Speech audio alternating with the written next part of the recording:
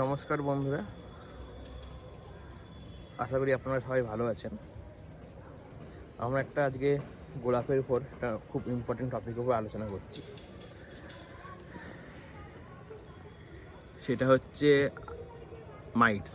আগের দিন যেন আমরা থ্রিপসের উপর আলোচনা করেছিলাম যে থ্রিপস গাছে লাগলে পরে কি করব, এবং মাইটস হচ্ছে থ্রিপসের থেকে আরও মাইটসের বিভিন্ন ধরনের ভাগ আছে, যেমন রেড মাইটস,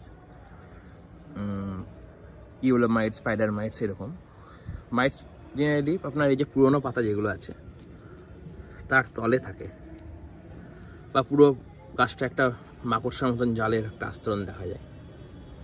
এবার কীভাবে মাইটসের হাত থেকে রক্ষা পাবো? এমনি কার্যকারী উপায় হচ্ছে আমরা যেমন গাছে জল স্প্রে করছি তলা থেকে ফোর্সফুলি, সেভাবে তো আমরা করেই যাবো গরমকালে। এবং মাইটসটা এই গরমকালে ওয়েদার যখন চেঞ্জ হচ্ছে, গরম শীত থেকে গরম হয়ে আসছে, তখন আরও বেশি পরিমাণে লাগে।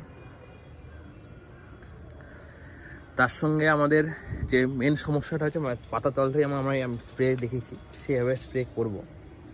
আর ওষুধ বলতে গেলে কেমিক্যাল কম্পোনেন্ট হচ্ছে আপনার ওবেরন আছে, খুব ভালো ওষুধ। এবার যাদের কাছে ওবেরন নাই, আমার কাছে একটা ওষুধ আছে, আমি দেখাচ্ছি। সেটা ইউজ করলেও আপনারা খুব ভালোভাবে মাইটসকে হাত থেকে গাছকে রক্ষা করতে পারবেন। এই যে সেটা হচ্ছে এই ওষুধটা, টাটা সিডনা।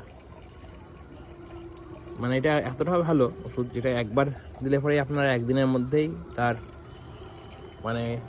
রেজাল্ট পাবেন।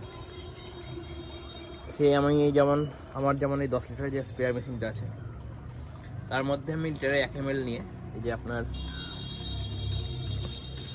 আমাদের মেজারমেন্ট কাপ আছে, লিটারে 1 ml নিয়ে আমি মিশিয়েছি এর মধ্যে দিয়ে, যেমন আমি থ্রিপসের জন্য যেমন গাছে স্প্রে করেছিলাম সেভাবে আমি গাছে স্প্রে করব। আমি স্প্রে করার ভিডিওটা না করে আমি গাছটা ভিডিওটা দীর্ঘায়িত করবো না, কারণ বেশি বড় ভিডিও হলে পরে আপনাদের দেখতে ইন্টারেস্ট লাগবে না। সেই জন্য যেটুকু আমি ইম্পর্টেন্ট জিনিস বলা সেটাও আমি বললাম। ওষুধটা একবার ভালোভাবে দেখে নিন, টাটা সিডনা। এটা যদি পান ভালো, না হলে পরে আপনারা ওবেরন ইউজ করতে পারেন। আশা করি আপনাদের গাছ ভালো থাকবে এবং সুস্থ থাকবে এবং মাইটসের হাত থেকে রক্ষা পাবে। ধন্যবাদ। আর ভিডিওটা যদি ভালো লেগে থাকে তাহলে অবশ্যই চ্যানেলটাকে সাবস্ক্রাইব করবেন এবং লাইক কমেন্ট করবেন। পরবর্তী ভিডিওর জন্য আপনাদের সঙ্গে দেখা হচ্ছে অন্য একটা টপিকের উপর। ধন্যবাদ।